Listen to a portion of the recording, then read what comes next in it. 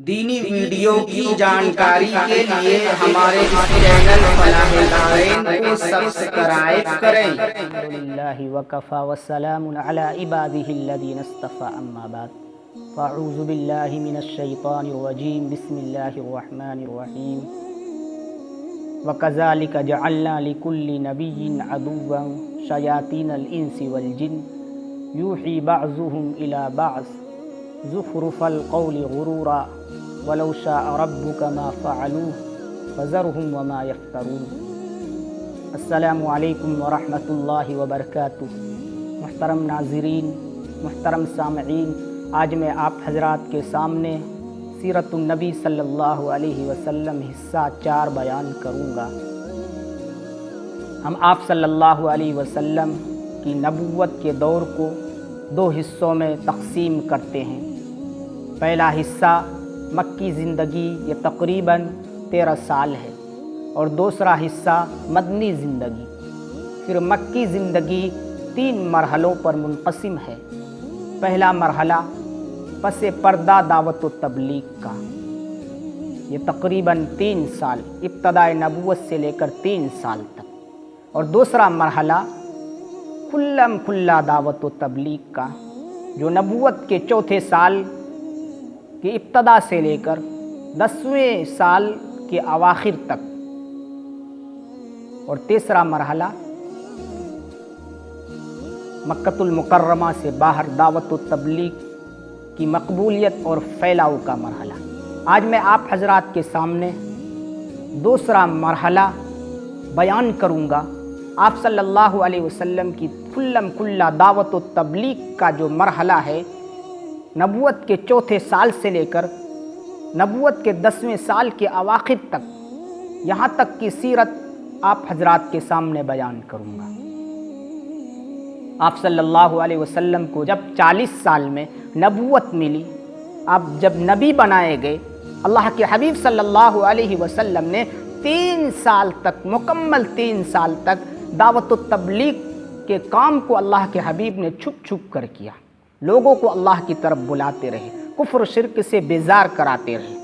मगर जब यह आयत नाजिल हुई, व अंजिर अशीरतकल अक़रबीन, सूरत अश-शुरा पारा 19 आयत नंबर 214, जब यह आयत नाजिल हुई, व अंजिर, ए मोहम्मद सल्लल्लाहु अलैहि वसल्लम, आप अपने करीबी रिश्तेदारों को डराइए, अल्लाह की तरफ बुलाइए, अल्लाह के अजाब से डराइए। जब यह आयत नाजिल हुई, आप सल्लल्लाहु अलैहि वसल्लम कोहे सफ़ा पर चढ़कर आप सल्लल्लाहु अलैहि वसल्लम ने मक्कतुल मुकर्रमा के हर कबीले के नाम को लेकर आप सल्लल्लाहु अलैहि वसल्लम ने आवाज़ लगाई। अरब के दस्तूर के मुताबिक आप सल्लल्लाहु अलैहि वसल्लम के पास तमाम कबीले के लोग, तमाम कबीले के सरदार जमा हुए। आप सल्लल्लाहु अलैहि वसल्लम ने उनसे मुखातब होकर फरमाया, मैं तुम्हें एक बात बतलाता हूँ कि इस पहाड़ के पीछे कुछ हमला आवर है जो तुम पर हमला करने वाला है, जो हमला की ताक में बैठे हुए हैं। क्या तुम मुझे सच मानोगे? तमाम लोगों ने एक ज़बान होकर फरमाया, क्यों नहीं, आप सादिकुल कौल है, आप रास्तगो है, भला आपकी बात ना मानूं तो किसकी बात मानूंगा। तमाम लोगों ने एक ज़बान होकर फरमाया, आप कह रहे हैं कि इस पहाड़ के पीछे कुछ लोग हमला करने के लिए ताक में है, मैं आपको सच मानता हूँ, आप सादिकुल कौल है, आप रास्तगो है।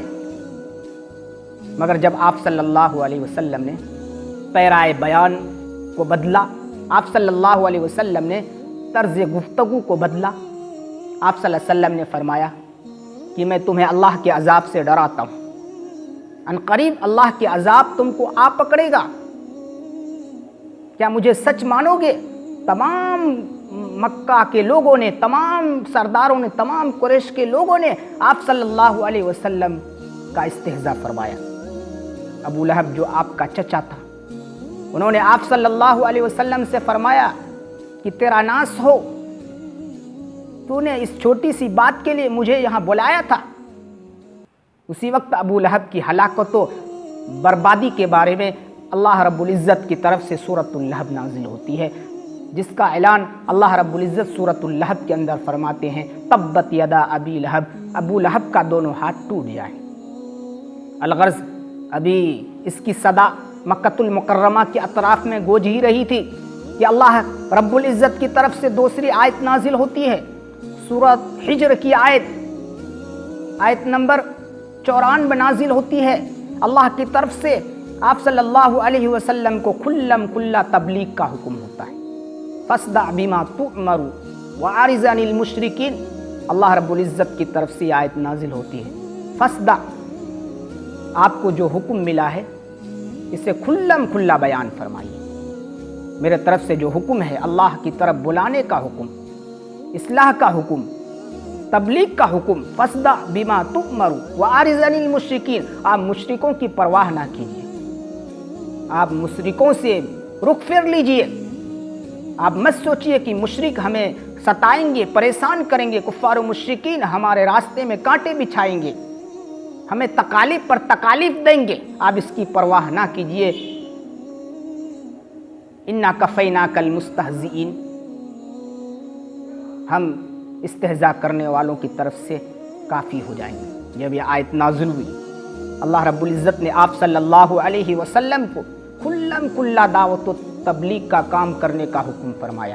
اب تک جو چھپ کر آپ دعوت و تبلیغ کا کام کر رہے تھے، اب چھپ کر یہ کام نہیں کرنا ہے۔ آپ کا مشن جو ہے دعوت و تبلیغ، اسے آپ کھلم کھلا کیجیے۔ ہر نبی کو اللہ رب العزت نے اسی مقصد کے تحت پیدا فرمایا۔ ہر نبی کا مشن یہی تھا، دعوت و تبلیغ کا مشن۔ آپ صلی اللہ علیہ وسلم کو اللہ رب العزت نے دعوت و تبلیغ کے اس کام کو کھلم کھلا کرنے کا حکم فرمایا۔ جب یہ آیت نازل ہوئی، اس آیت کے نزول کے بعد آپ صلی اللہ علیہ وسلم تمام قریش کو، تمام مکہ والے کو، تمام لوگوں کو ایک اللہ کی طرف کھلم کھلا بلانے شروع فرمائی۔ جو اللہ کے حبیب صلی اللہ علیہ وسلم نے لوگوں کو ایک اللہ کی طرف بلایا، دعوت و تبلیغ کا کام کھلم کھلا شروع فرمایا، آپ کی مخالفین کی جماعت بڑھتی گئی، آپ کی دشمنوں کی تعداد بڑھتی گئی۔ آپ کے صحابہ کو ستانے کے لیے، تکلیف دینے کے لیے طرح طرح کے نئے حربے اختیار کرنے لگے، طرح طرح کے حیلے اختیار کرنے لگے۔ چنانچہ اس دور میں جو ایمان لے آئے تھے، مسلمان ہوئے تھے، بعض ایسے لوگ تھے جو غلام تھے، بعض ایسے لوگ تھے جو قبیلے رشتہ داروں کی زور نہ ہونے کی وجہ سے کمزور سمجھے جاتے تھے، اور جو غلام تھے انہیں مرتد بنانے کے لیے، انہیں دین سے پھرانے کے لیے طرح طرح کی اذیت دی جاتی تھی، طرح طرح کی تکالیف دی جاتی تھی۔ چنانچہ انہی غلاموں میں سے حضرت بلال حبشی رضی اللہ عنہ تھے، جو امیہ بن خلف کا غلام تھا۔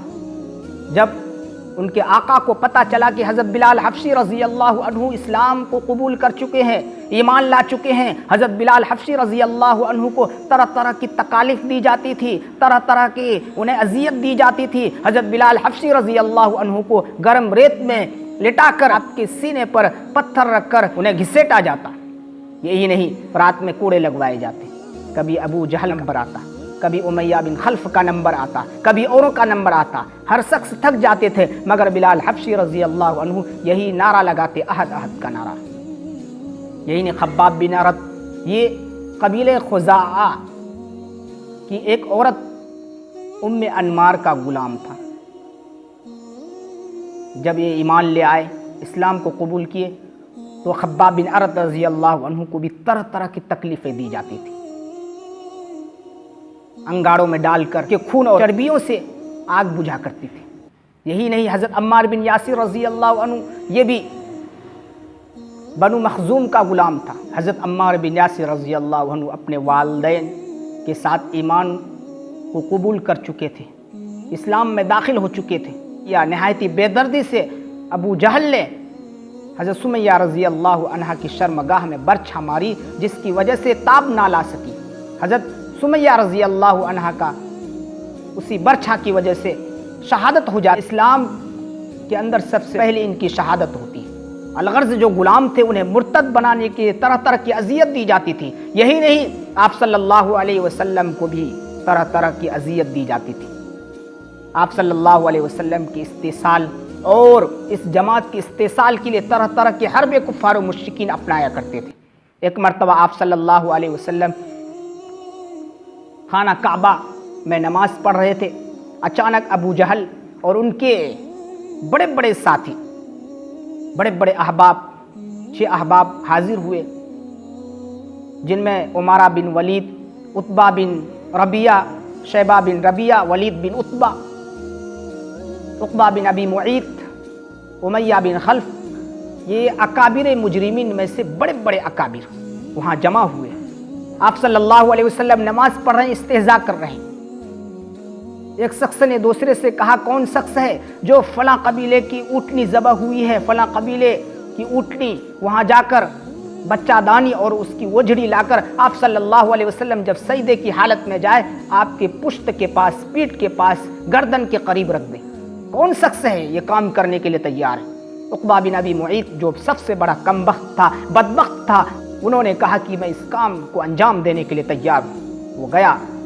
آپ صلی اللہ علیہ وسلم جو ہی سجدے میں گئے، آپ صلی اللہ علیہ وسلم کی پشت پر، پیٹھ پر، کندھے کے قریب اس شخص نے وہ گندگیاں لا کر رکھ دی۔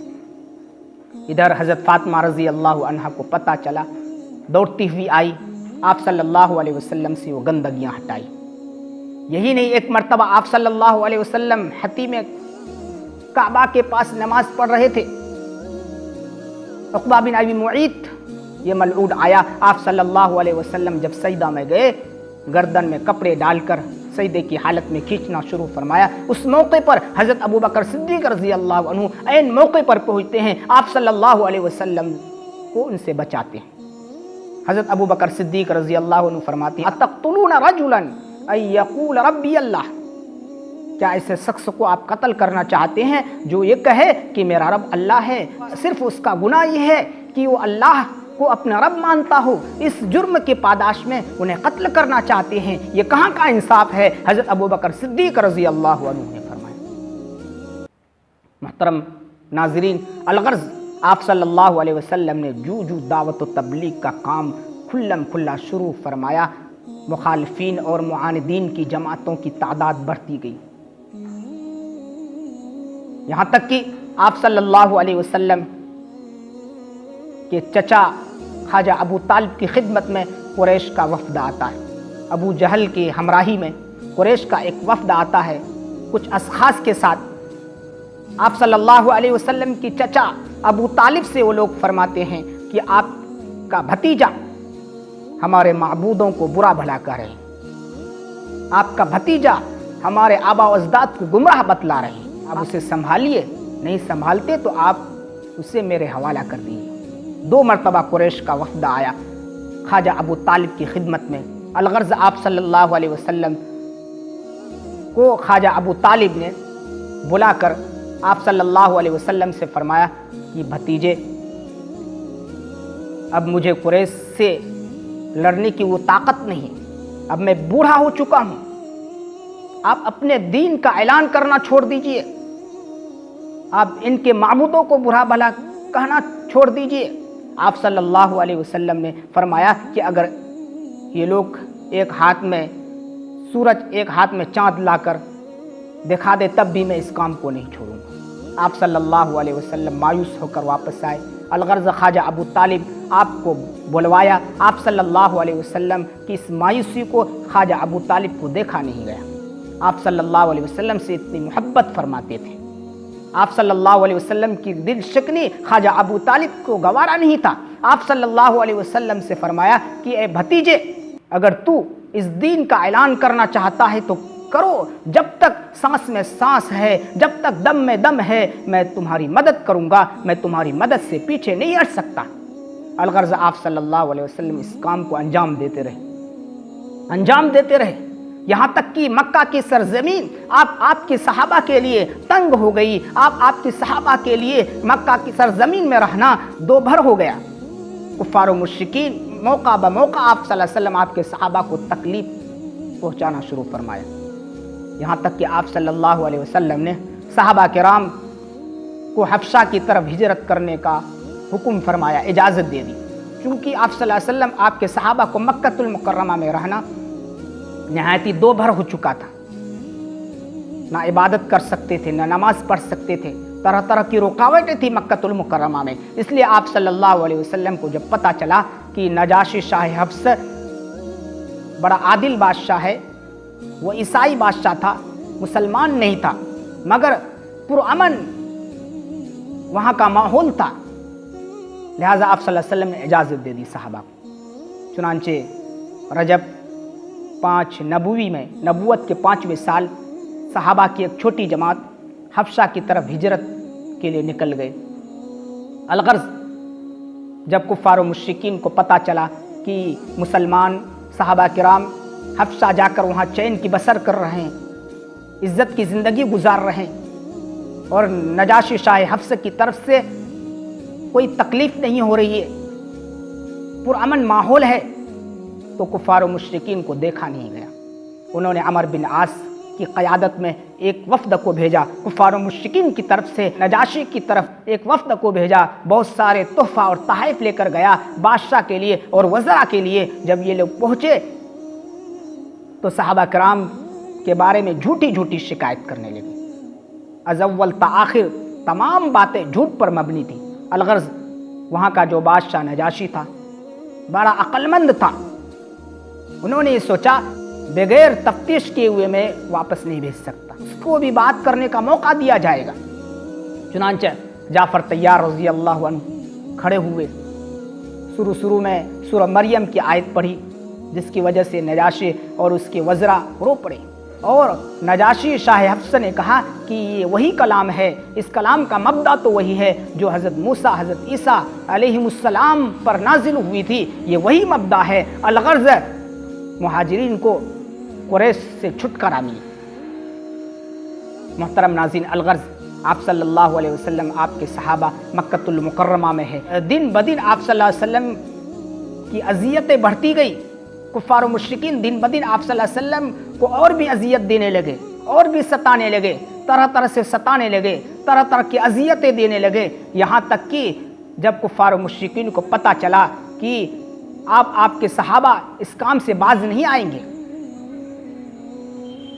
آپ کے دین کی قلعہ کما کرنے کے لیے تمام قریش کے سرداروں نے، بڑے بڑے سرداروں نے قریش کے تمام لوگوں کو، کفار و مشرکین کو وادی محسب اندر جمع فرمایا۔ ایک بڑی میٹنگ ہوئی، آپس میں مشورہ کیا، ہر شخص نے کفر و شرک پر قائم رہنے کی عہد و پیمان ایک دوسرے سے لیا، اور ساتھ ہی ساتھ آپ کے صحابہ سے بائیکاٹ کا وعدہ کیا کہ محمد اور ان کے ساتھی سے نہ خرید و فروخت کیا جائے، نہ لین دین کیا جائے، نہ بات چیت کی جائے، نہ سلام و کلام کیا جائے، نہ شادی بیاہ ان سے کیا جائے، نہ ان سے کوئی رشتہ ناتا رکھا جائے، بالکل بائیکاٹ کر لیا جائے، اور شعب ابی طالب کے اندر انہیں نظر بند کر دیا جائے۔ چنانچہ آپ کے صحابہ 3 سال تک شعب ابی طالب کے اندر نظر بند کی صعوبتیں برداشت کرتے رہے۔ آپ کے ساتھ آپ کا چچا ابو طالب بھی تھا جو مسلمان نہیں ہوا تھا۔ 3 سال تک اس نظر بند کی صعوبتوں کے اندر خواجہ ابو طالب آپ کا ساتھ دیتے ہیں، 3 سال کی تکالیف اور پریشانیاں برداشت کرتے ہیں۔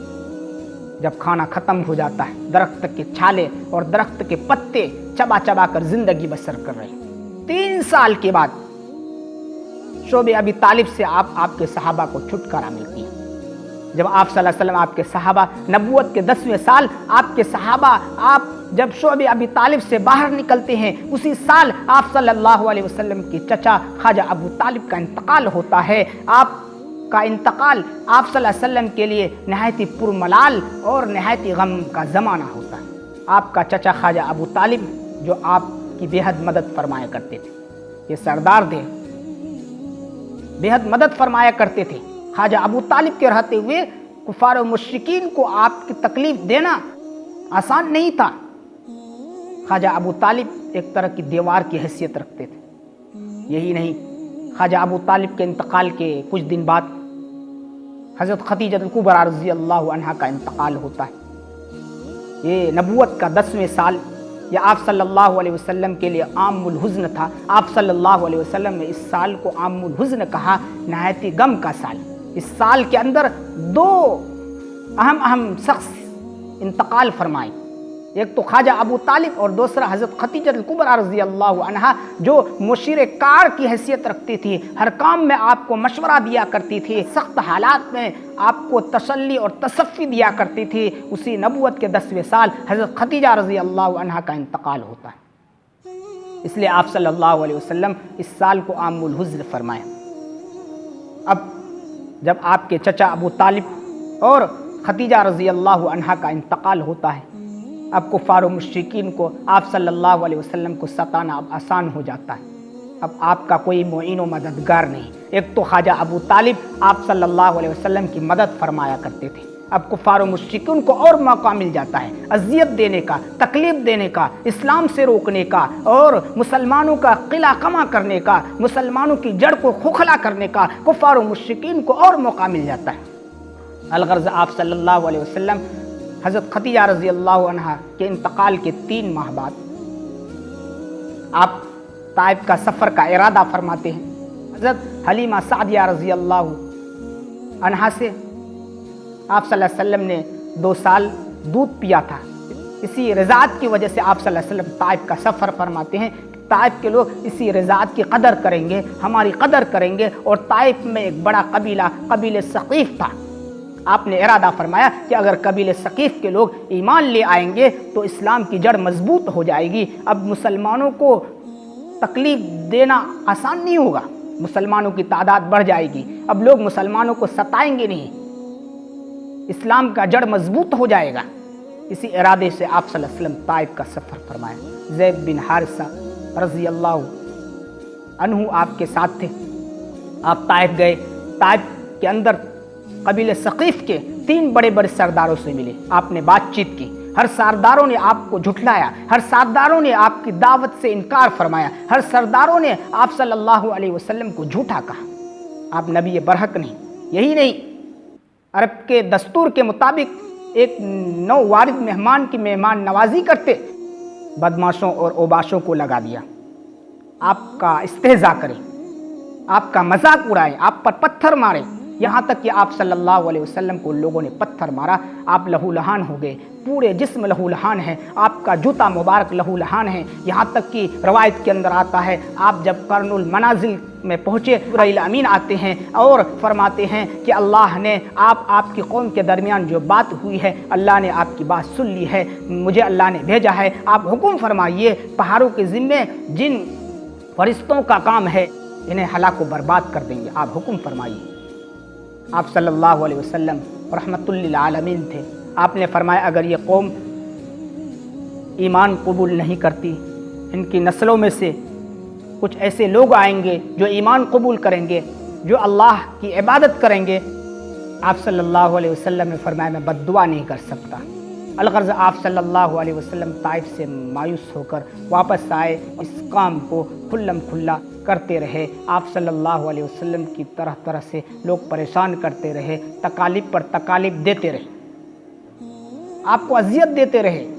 कुरैश आपको तकालीफ पर तकालीफ देते रहे, अजियत पर अजियत देते रहे। आपके सहाबा के रास्ते में कांटे बिछाते रहे, आपको नमाज की हालत में गंदगियाँ फेंकते रहे और सहाबा को ईमान लाने की वजह से उनके आका जिनका वो गुलाम थे तरह तरह की अजियत देते रहे, मगर आप सल्लल्लाहु अलैहि वसल्लम इस काम से पीछे नहीं हटे। ये खुल्लम खुल्ला दावत व तबलीग का मरहला था जो आज की सीरत में मैं आप हजरात के सामने बयान किया हूँ। इंशाअल्लाह आगे की सीरत आगे की वीडियो में बयान करूँगा। अल्लाह ताला हम आपको सुनने से ज़्यादा अमल की तौफीक मरहमत फरमाए। व आखिरु दावाना अनिल हम्दुलिल्लाहि रब्बिल आलमीन।